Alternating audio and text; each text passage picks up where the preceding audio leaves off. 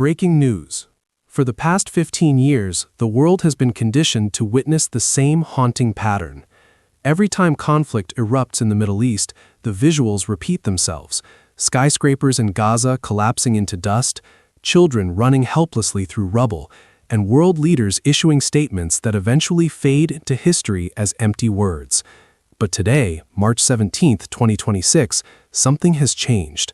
For the first time in the history of this long-standing conflict, Israel is experiencing what it truly means to live without security.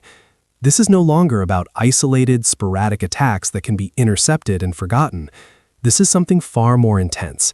Wave after wave of missiles and drones, relentless in their pace, forcing millions of Israelis to seek shelter, to sleep in bunkers, and to run at every siren that pierces the silence. Even more shocking is the fact that we do not fully know the scale of the damage, not because cameras are absent, but because visibility itself has been restricted. The Israeli military has imposed one of the strictest censorship regimes in its history.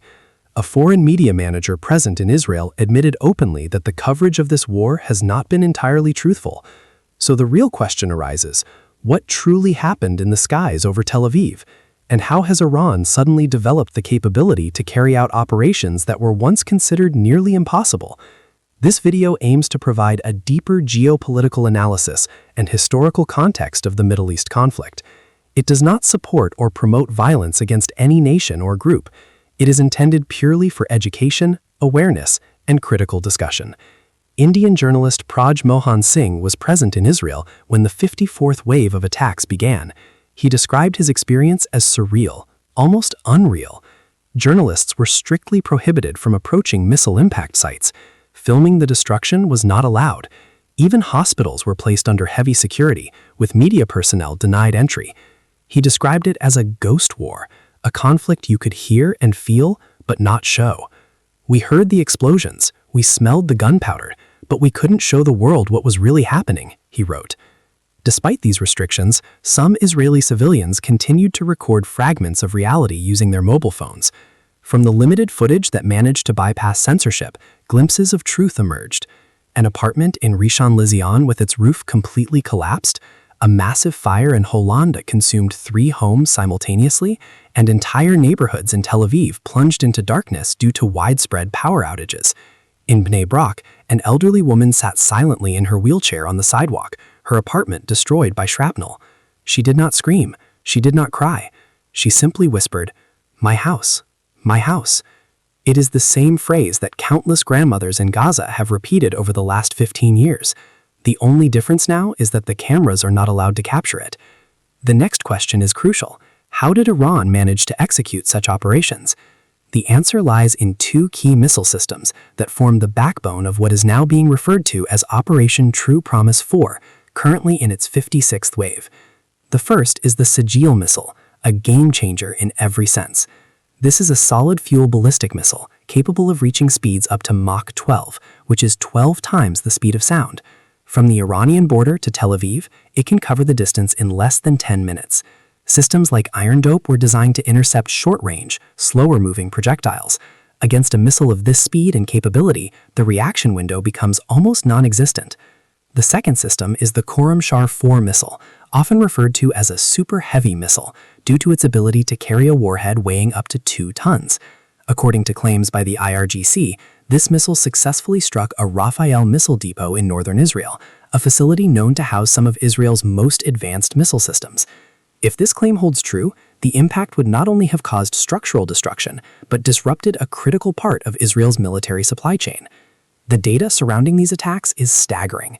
Since February 28, Iran claims to have launched approximately 700 missiles and 3,600 drones. Israeli sources, including the INSS, report slightly lower numbers, 571 missiles and 1,399 drones. However, the exact figures are less important than the pattern itself. The attacks are continuous. They do not stop. This is a calculated strategy of attrition. Each Iranian missile reportedly costs only tens of thousands of dollars, while each Iron Dome interception costs anywhere between $100,000 and $200,000. In a prolonged war of attrition, the side that can sustain pressure the longest often gains the upper hand, And Iran, having endured decades of sanctions and economic pressure, has developed a level of patience that is difficult to match.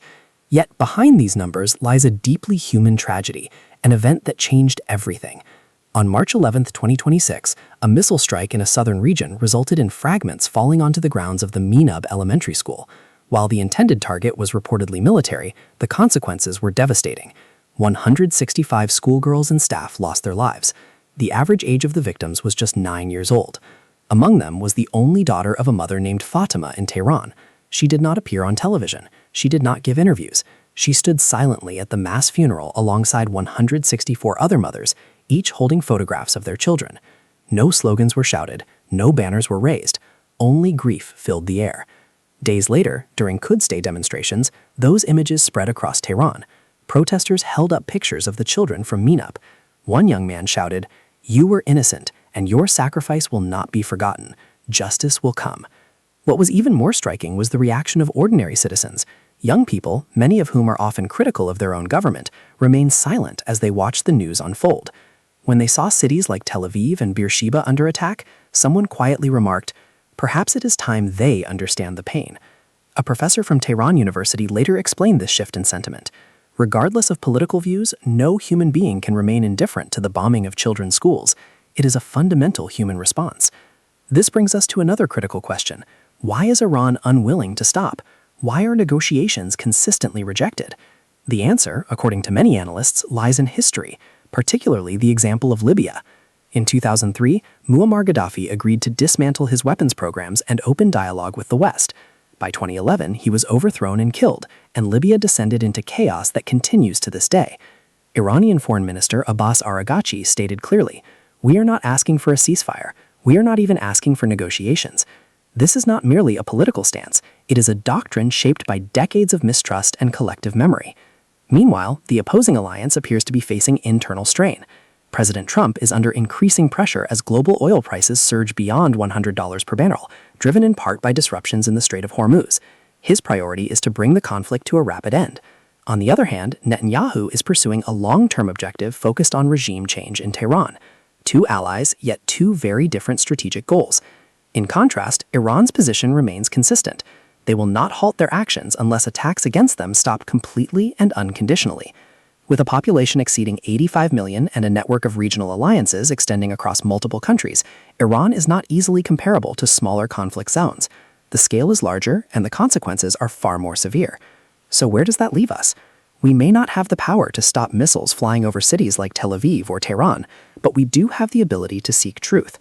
In times of strict censorship and selective narratives, it becomes even more important to question, to analyze, and understand. If you found this perspective valuable, support it, not just for the content, but to signal that there is still an audience that values depth over sensationalism. Share your thoughts in the comments. How is this conflict being portrayed in your country? Are all sides of the story being shown?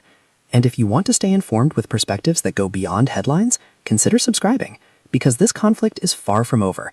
In fact, it may be entering its most critical phase yet.